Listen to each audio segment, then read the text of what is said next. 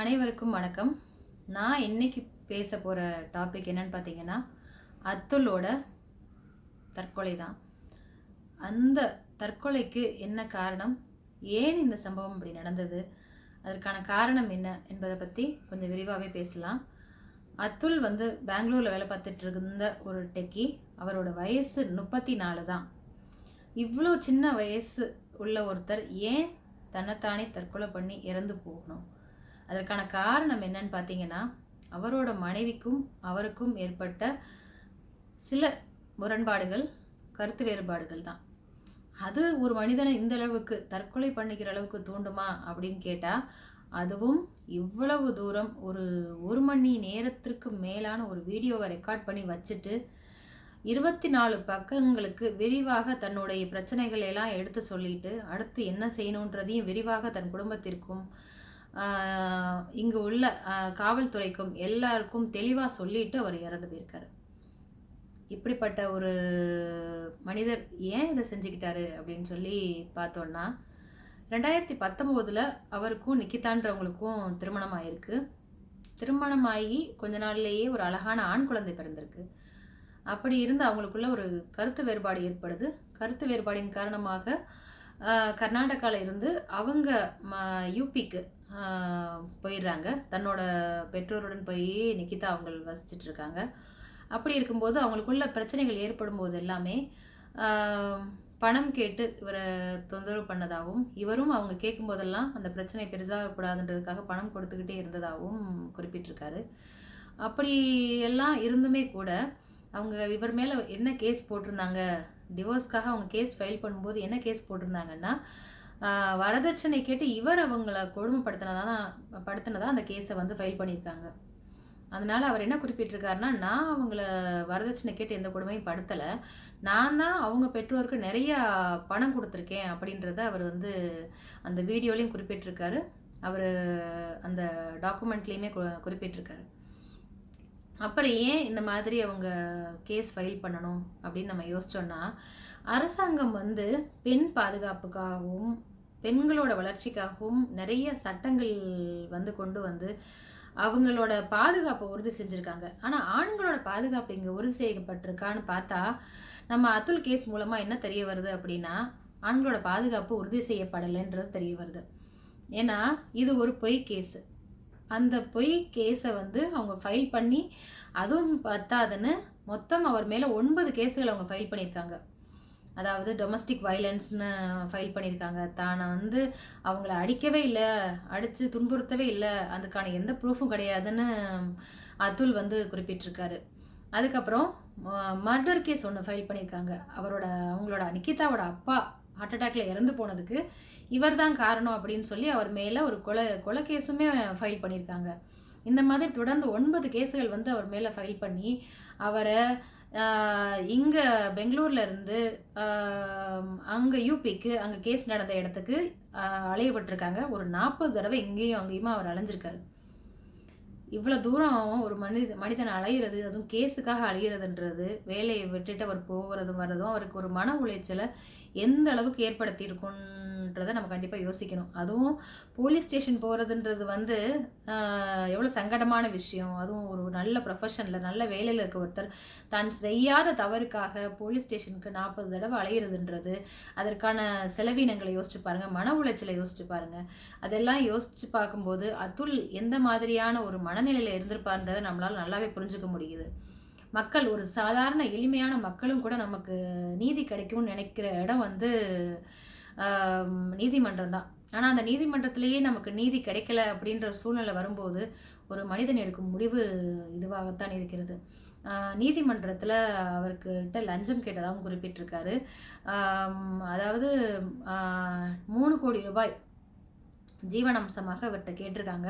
அவ்வளோ பெரிய தொகை என்னால் கொடுக்க முடியாதுன்னு சொல்லியிருக்காரு. அதே மாதிரி அவரோட பையனை அவர் ஒரு தடவை பார்க்க போகணுன்னா 30 லட்ச ரூபாய் அவர் கொடுக்கணும்னு அவங்க மனைவி சொல்லியிருக்காங்க. அதுவுமே அவருக்கு ஒரு பெரிய தொகையாக இருந்திருக்கு. இந்த மாதிரி இந்த கேஸ் போய்கிட்டு இருக்கும்போது, அப்போ உன்னால் இந்த பணத்தை கொடுக்க முடியலன்னா நீ எதுக்கு உயிரோடு இருக்க அப்படின்னு அவங்க மனைவி கோர்ட்டில் வச்சு அவர்கிட்ட சொன்னதாகவும், அதை பார்த்து அங்கே இருந்த நீதியரசருமே அவங்க ஒரு பெண் தான், அவங்களுமே சிரித்ததாக குறிப்பிட்டிருக்காரு. அது அவருக்கு உண்மையிலே மன உளைச்சலை ஏற்படுத்தியிருக்கு. சரி, ஆமா.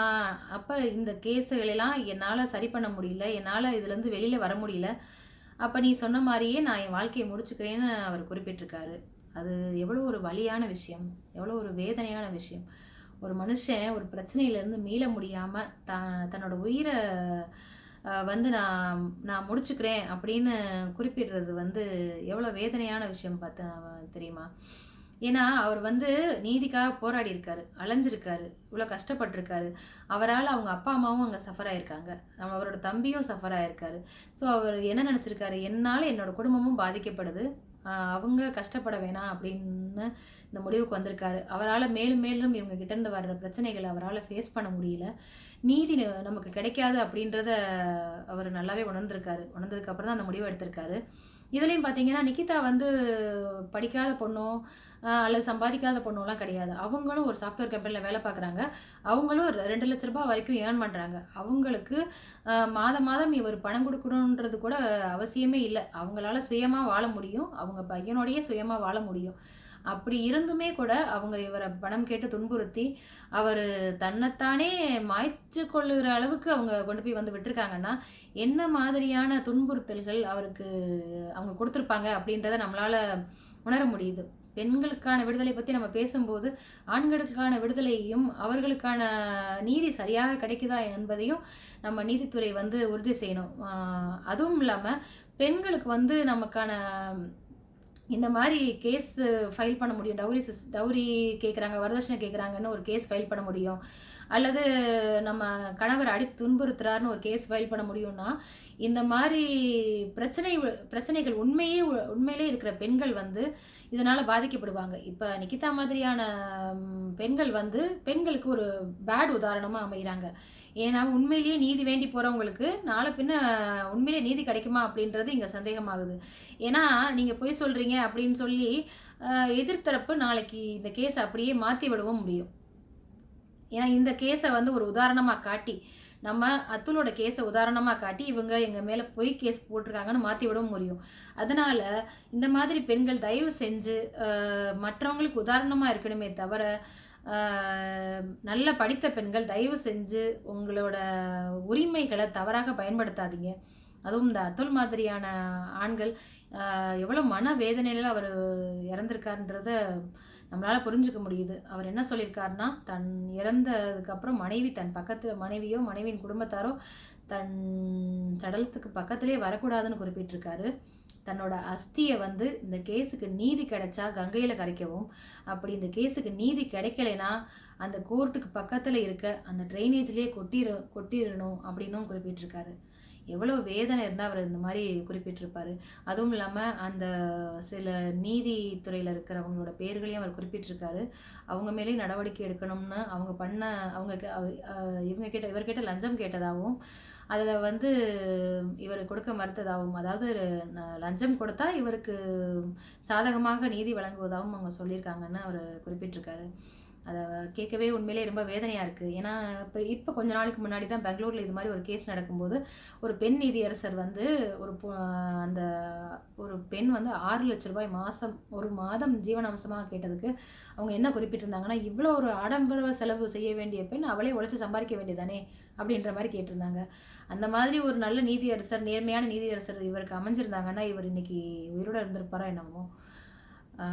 ஆனா நம்ம இதில இனி நீதித்துறைய மட்டும் தான் நம்ம நாடி அவங்களுக்கு மட்டும் தான் நம்ம கோரிக்கை வைக்க முடியும். எந்த கேஸா இருந்தாலும் ஆண்களுக்கும் சாதகமாக செய்யாம, பெண்களுக்கும் சாதகமா செய்யாம, நடுநிலையாக நின்று நீதி என்னன்றத சரியாக கண்டுபிடித்து, தயவு செய்து நீதி வழங்கும்படியும், இந்த மாதிரி அநியாயமான ஒரு மரணம் இனிமே ஏற்படக்கூடாதுன்னும், ஆண்களுக்கான உரிமைகளும் நிலைநாட்டப்படணும்னு நம்ம நீதித்துறைய இந்த வீடியோவின் வாயிலாக கேட்டுக்கொள்கிறோம்.